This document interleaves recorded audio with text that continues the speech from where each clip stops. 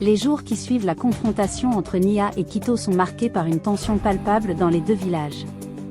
Les Olmorans et les Oloibons se préparent à des conflits, chacun sentant l'orage qui approche. Le poison de la trahison instillé par Suri a semé la discorde, et les anciens, préoccupés par les signes de mauvais augure, renforcent leur détermination à protéger leur tribu. Nia, le cœur lourd mais résolu, décide de rechercher la vérité. Elle se rend chez la vieille guérisseuse de son village, une femme sage et respectée pour ses connaissances en herbes et en potions. La guérisseuse, Mzi Ajali, l'accueille avec un regard bienveillant mais grave. Mzi Ajali, je suis venue chercher votre aide, dit Nia, ses yeux brillants d'espoir et de désespoir. Quelque chose de sombre s'est abattu sur nous. Je crois que Quito et moi avons été ensorcelés par Suri. Mzi Ajali acquiesce lentement, ses mains ridées parcourant les herbes et les potions disposées autour d'elle. La sorcière Suri est puissante et rusée. Si elle a utilisé ses pouvoirs pour semer la discorde, nous devons agir avec prudence. Nia raconte tout à Mzi Ajali, de leur amour interdit à la potion offerte par Suri. La guérisseuse écoute attentivement, ses yeux s'assombrissant à mesure que l'histoire se déroule. La potion qu'elle vous a donnée n'était pas destinée à renforcer votre amour, mais à le détruire. Les herbes qu'elle a utilisées sont connues pour leurs effets hallucinogènes et trompeurs. Nous devons préparer un antidote. Pendant ce temps, Quito, tourmenté par les visions de trahison et de déloyauté, se prépare pour la guerre. Il sent que son devoir envers sa tribu dépasse ses sentiments personnels, même si son cœur est en lambeaux. Elder Tuma, remarquant l'agitation de Quito, lui confie des responsabilités plus importantes dans les préparatifs militaires. Quito, tu es l'un de nos guerriers les plus valeureux. Ta force et ta loyauté sont indispensables pour protéger notre tribu. Nous devons être prêts à tout, déclare Elder Tuma, une main posée fermement sur l'épaule de Quito. Quito acquiesce, serrant les dents pour masquer sa douleur intérieure. Il sait qu'il doit mettre de côté ses sentiments pour se concentrer sur la protection de son peuple. De retour chez Mzi Ajali, Nia travaille sans relâche aux côtés de la guérisseuse pour préparer l'antidote. Les heures passent, chaque étape du processus étant marquée par une précision méticuleuse. Finalement, une potion limpide et parfumée émerge du chaudron de Mzi Ajali. Cette potion doit être partagée entre toi et Quito, dit Mzi Ajali en tendant le breuvage à Nia. Elle annulera les effets du sortilège de Suri et rétablira la vérité dans vos cœurs. Mais tu devras être prudente. Suri ne laissera pas ses plans être défaits si facilement.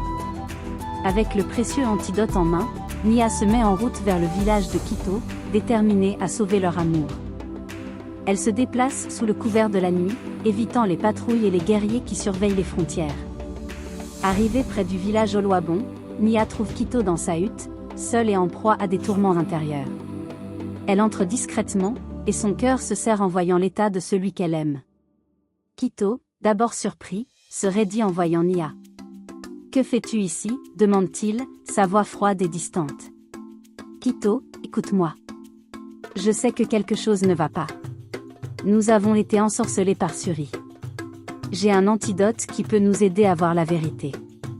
Fais-moi confiance, une dernière fois, supplie Nia, les larmes aux yeux. » Quito hésite, partagé entre ses visions trompeuses et l'amour qu'il ressent toujours pour Nia.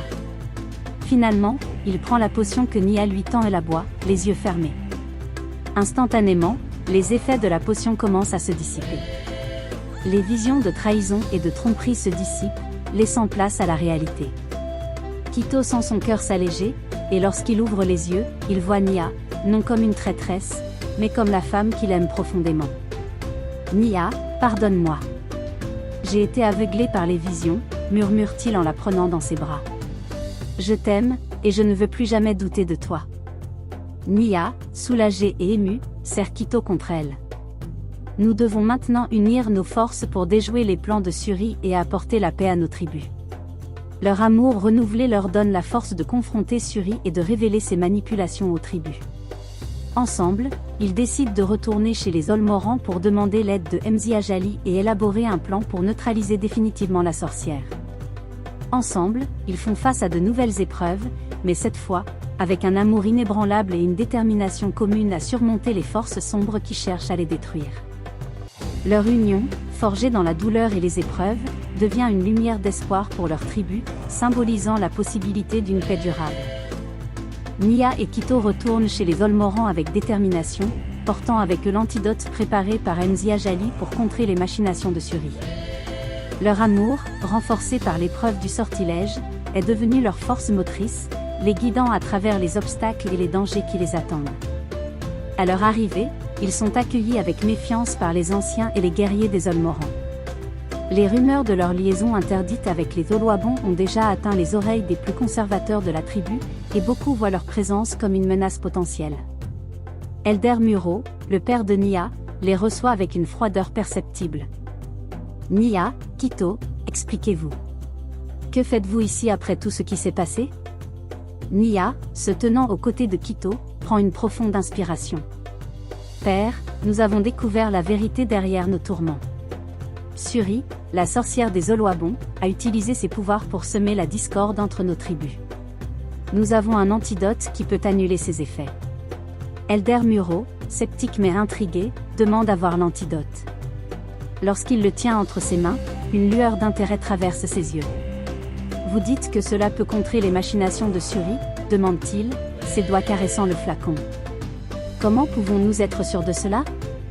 Nia et Quito racontent tout ce qu'ils ont découvert, depuis la rencontre avec Suri jusqu'à la préparation de l'antidote par Nziajali. Ils expliquent comment leurs sentiments ont été manipulés, et comment ils ont retrouvé la vérité grâce à la potion. Nous devons agir rapidement, insiste Nia, son regard implorant son père. Suri ne restera pas inactif pendant longtemps. Elle manipule nos tribus pour ses propres gains. Elder Muro, après une longue délibération avec les autres anciens, décide de prendre un risque calculé. Très bien, nous utiliserons cet antidote. Mais soyez prêts. Si cela échoue, les conséquences seront graves. Pendant ce temps, Suri, consciente de l'efficacité de son sortilège jusqu'à présent, prépare ses propres contre-mesures. Elle se retire dans sa grotte, entourée de bougies et de parchemins.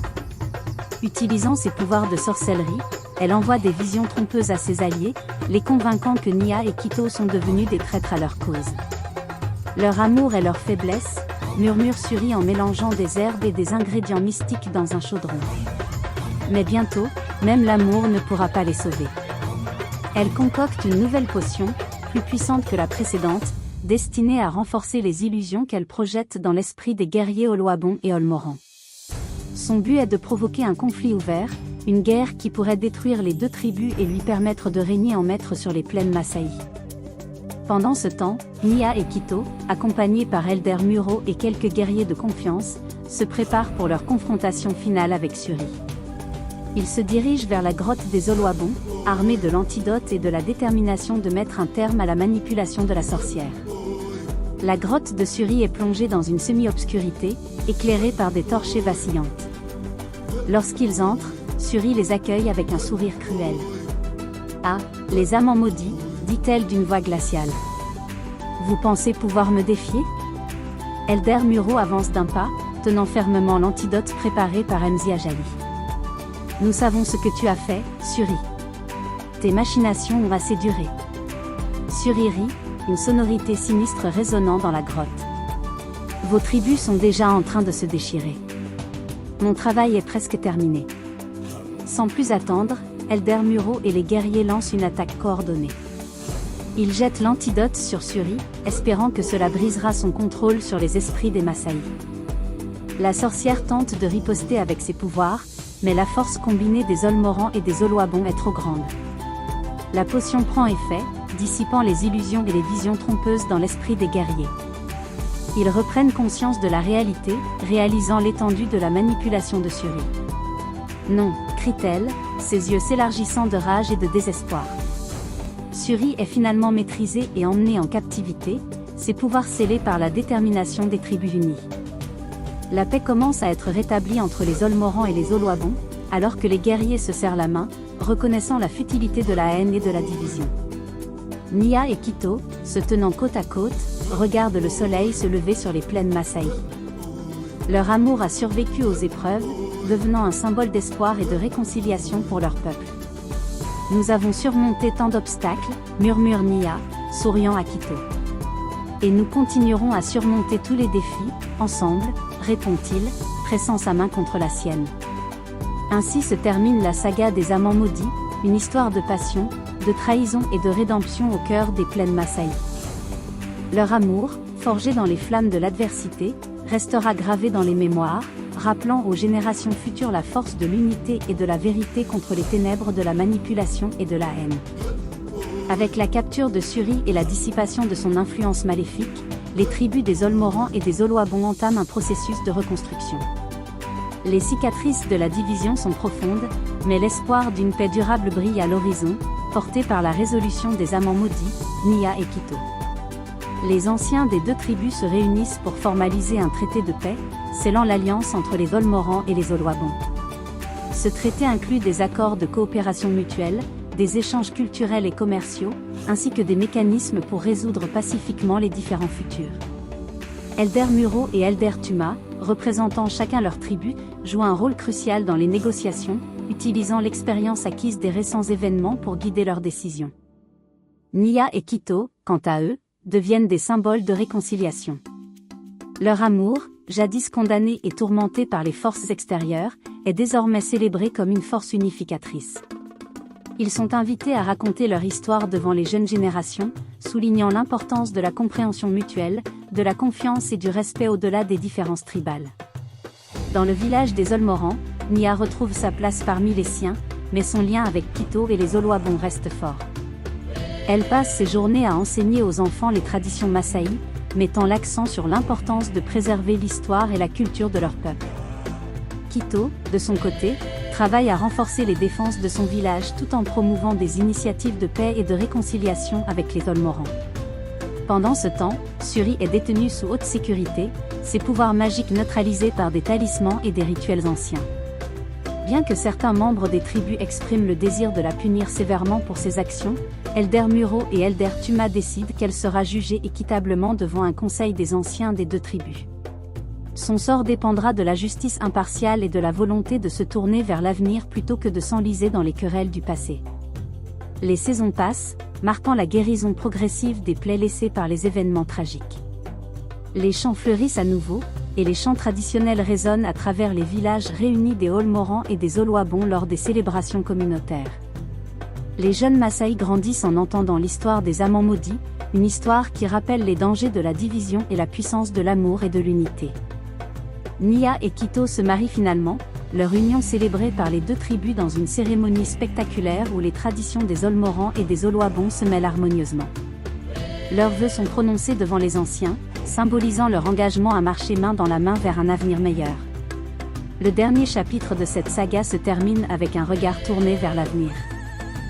Les Masaï continuent de vivre en harmonie avec la nature et les traditions ancestrales, guidés par la sagesse acquise à travers les épreuves. Nia et Quito, en tant que gardiens de cette nouvelle ère de paix, portent avec eux l'espoir que leur histoire inspire toujours à surmonter les obstacles avec courage et compassion. Ainsi se conclut l'épopée des amants maudits, un récit de passion, de trahison et de rédemption qui restera gravé dans la mémoire collective des Masaï, rappelant à tous que même dans les moments les plus sombres, la lumière de l'amour et de la vérité peut briller plus fort que les ténèbres de la division. Des années ont passé depuis les événements tumultueux qui ont secoué les plaines Masaï, mais l'histoire des amants maudits résonne toujours dans les cœurs des descendants des Olmorans et des Oloabons. Nia et Quito ont vieilli, mais leur amour reste aussi fort et vibrant que jamais. Les tribus des Olmorans et des Oloabons ont prospéré sous l'égide du traité de paix établi après la défaite de Suri. Les échanges culturels et économiques entre les deux communautés se sont intensifiés, renforçant les liens tissés dans la réconciliation. Les jeunes Masaï grandissent en apprenant l'importance de l'unité et de la coopération, inspirés par l'exemple de leurs ancêtres. Nia et Quito, désormais respectés comme des aînés sages et bienveillants, continuent de jouer un rôle central dans la vie de leurs tribus respectives. Ils conseillent les jeunes générations, partageant leur sagesse acquise à travers les épreuves de leur jeunesse. Leur histoire est devenue une légende vivante, une parabole de résilience et d'amour qui transcende les frontières tribales. Suri, quant à elle, a été exilée loin des plaines Masaï, ses pouvoirs magiques scellés pour l'éternité par les ancêtres des Olmorans et des Oloabons. Sa chute a marqué un tournant dans l'histoire des sorcières Masaï, enseignant aux futures générations la prudence face aux forces sombres qui cherchent à semer la discorde. Les plaines Masaï, désormais unifiées par la paix et la compréhension mutuelle, continuent de prospérer. Les troupeaux de zébus paissent paisiblement, les danses traditionnelles résonnent sous le ciel étoilé, et les célébrations communautaires honorent l'unité retrouvée des Olmorans et des Oloibons. Et lorsque le soleil se couche sur les terres Masaï, illuminant les collines de nuances dorées, Nia et Quito se tiennent main dans la main, témoins vivants de la puissance de l'amour et de la résilience humaine. Leurs sourires radieux sont un hommage à tous ceux qui ont sacrifié et lutté pour un avenir où la paix et l'harmonie prévalent. Ainsi s'achève l'épopée des amants maudits, une histoire qui restera à jamais gravée dans la mémoire collective des Masaï, rappelant que même au milieu des ténèbres les plus épaisses, il y a toujours une lumière d'espoir qui brille pour guider le chemin vers un avenir meilleur.